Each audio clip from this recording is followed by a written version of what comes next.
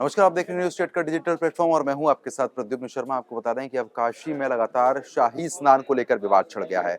दरअसल साधु संतों की तरफ से कहा जा रहा है कि जो शाही शब्द है वो उसका विरोध कर रहे हैं। उनका कहना है कि शाही स्नान अब इसको ना बुलाया जाए और शाही के अलावा कुछ और नाम का प्रयोग करके इस स्नान को संबोधित किया जाए।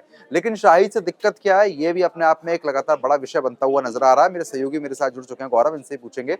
गौरव, जिस तरीके से शाही स्नान को लेकर देखने को मिल रहा है कि शाही शब्द से अब साधु संतों को नाराजगी हो रही है, क्या नाराजगी है, दर्शकों को एक बार विस्तार से बताएं। देखिए बेसिकली क्या है कि जो ये शाही शब्द को लेकर विवाद खड़ा हुआ है, ये उज्जैन से खड़ा हुआ है। हम्म। जो साधु संत है इस बात का आरोप लगा रहे हैं कि जो शाही शब्द है वो मुसलमान से प्रेरित शब्द है। हम्म। इस वजह से वो शाही शब्द की जगह राजसी शब्द का इस्तेमाल करने के लिए सरकार को, या यूं कहें कि मुख्यमंत्री को और प्रधानमंत्री को पत्र लिखने के लिए बात कर रहे हैं। 2028 की बात करें तो उज्जैन में महाकुंभ लगने वाला है और 2025 में जनवरी में ही प्रयागराज में कुंभ लगने वाला है। इसको लेकर हलचलें तेज हैं, तैयारियां जोरों शोरों से चल रही है। प्रयागराज पूरे अपने बदलाव की ओर बढ़ चुका है। प्रयागराज में घाटों का नए तरीके से सिलसिलेवार तरीके से बन रहे हैं चीजें। जो प्रयागराज से घाट है वो बनारस की तरफ उन घाटों का विस्तार किया जा रहा है।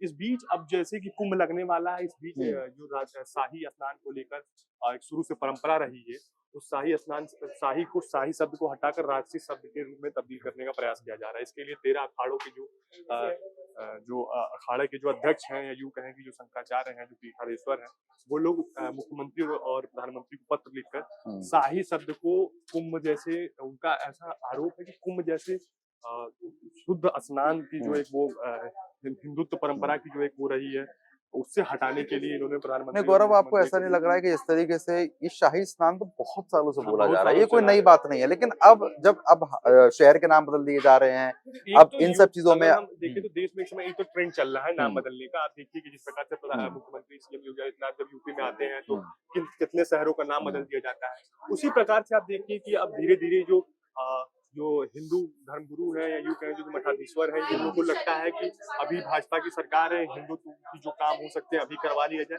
इस वजह से नए नए जो विवाद है दिन पे दिन देखने को सामने आ रहे हैं। इससे प्रेरित ही एक ये शब्द है कि शाही शब्द को हटा के उसको राजसी स्नान का नाम दिया जाए।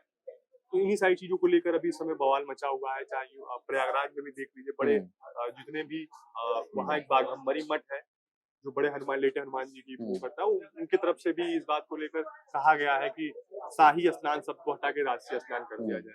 इन्हीं चीजों को लेकर पूरे विवाद, इस समय राजनीति भी गरमाई हुई है।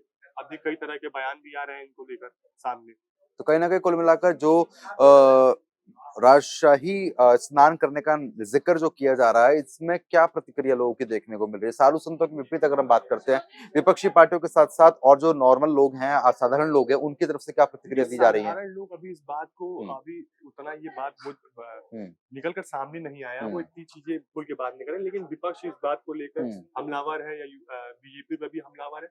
हालांकि साधु संतों को लेकर उनका सीधे आरोप नहीं लगा रहे हैं, जो विपक्ष है वो सीधे आरोप नहीं लगा रही है कि साधु संतों, लेकिन वो बीजेपी पे हमलावर। वो कहना चाहती है कि उनका ये कहना है कि बीजेपी जो ट्रेंड की राजनीति करती है, वो ट्रेंड की राजनीति अब अपने धीरे धीरे धर्मों में भी लाना चाहती है। इस वजह से शाही की जगह राजसी का लेकर जो साधु संतों की तरफ से जो मांग की जा रही है, उसको लेकर बढ़ावा मिल रहा है। तो ऐसा कहीं ना कहीं कुल मिलाकर ऐसा लगता है कि नाम में बदलाव हो सकता है। देखिए, ये तो सरकार के ऊपर है, या फिर यूं कहेगी जो धर्मचार्य हैं, जो धर्मगुरु हैं, वो इसको लेकर अपनी बैठकें करेंगे, उनको जैसा सही लगेगा वो करेंगे, ये बात की बात है। लेकिन फिलहाल जिस प्रकार से इस पूरे मुद्दे पर देश की राजनीति गरमाई हुई है, जिस प्रकार से इस समय देश में वो जो एक भाईचारे का वो होता है, वो टूटता हुआ नजर आ रहा है, उसमें कहीं ना कहीं खलल पड़ती नजर आ रही है। इससे चिंता का विषय है।